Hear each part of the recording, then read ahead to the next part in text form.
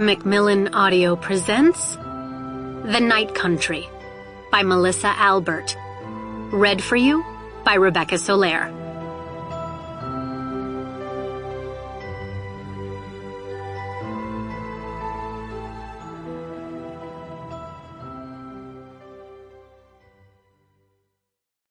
I love the company of wolves.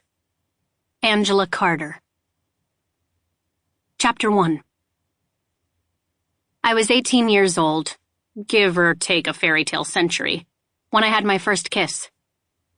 I was in my senior year at school in Brooklyn, where I'd enrolled not long after 2 twisted-up years in the hinterland. I craved normal. I craved routine. I had, to be honest, this image of myself wearing a leaf-colored sweater and studying in a wood-paneled library, which was embarrassing to think about later when I was reading The Heart is a Lonely Hunter beneath our underfunded high school's flickering fluorescence. The only thing that made it all bearable was Sophia Snow. Maybe bearable isn't the right word. She was the only thing that made it interesting. Unnerving is another way to put it. Sophia was an ex-story like me, another hinterland reject. Wide eyes and a naughty ballerina build and black hair that moved against itself like water weeds.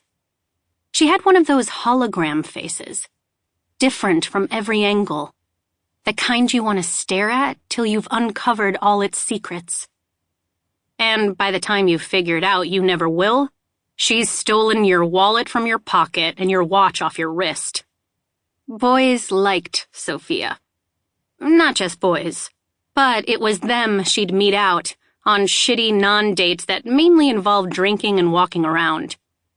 For a while, I'd let her drag me along, because there was a period when I felt like nothing that was of earth could hurt me. It made me brave, but it also meant I was just a couple clicks shy of feeling numb, inhuman, and I wanted to fight that feeling away.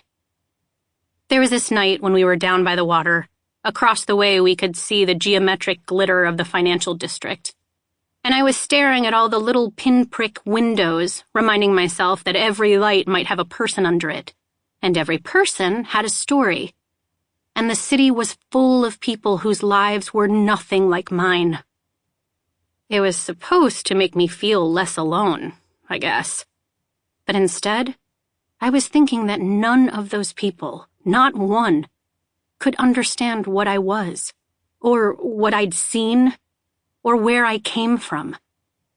The only ones who could, Sophia among them, were broken. Some of them had broken like glass, sharp and glittering, but some had cracked into dusty pieces that the city swept up and away. I was a little bit drunk on warm spiked Coke, wondering which kind I'd turn out to be, and feeling so sorry for myself I should have been ashamed.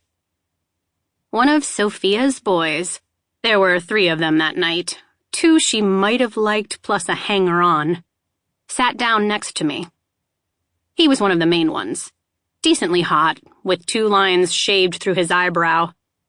That meant something, I thought, but I could never remember what. We sat for a minute in silence. You know, I watch you sometimes. That didn't deserve a response, so I said nothing. You're quiet, but I like that. You've got a lot of soul, right? He smiled at himself as he said it, in that way guys say those fake sensitive things they think will make a girl's clothes come flying off. Just because I hadn't been kissed yet didn't mean I hadn't heard some lines. What makes you think that? You're so little, he said cryptically. He'd clearly come to the end of his material. But I can just tell, you've really got a lot of soul. To be honest, I don't know if I've even got a soul. I said it to the skyline. If a soul is what makes you human, then I probably don't. Unless a soul is something you can grow, like after the fact. And I don't... Sample complete. Ready to continue?